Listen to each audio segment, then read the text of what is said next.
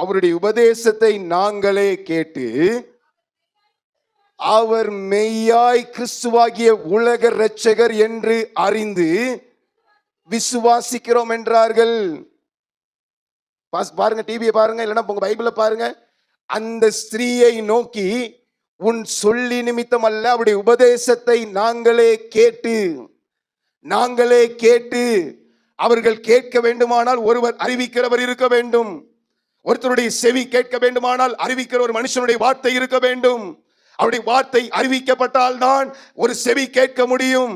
ஆண்டவருடைய வசனம் சொல்கிறது, காது உள்ளவன் கேட்க கடவன். காது உள்ளவன் கேட்க வேண்டுமானால் நான் உள்ளவன் இயேசுவினுடைய வார்த்தையை, நற்செய்தியை பிரகடனப்படுத்த வேண்டும். இன்றைக்கு யார் நற்செய்தியை பிரகடனப்படுத்துவா?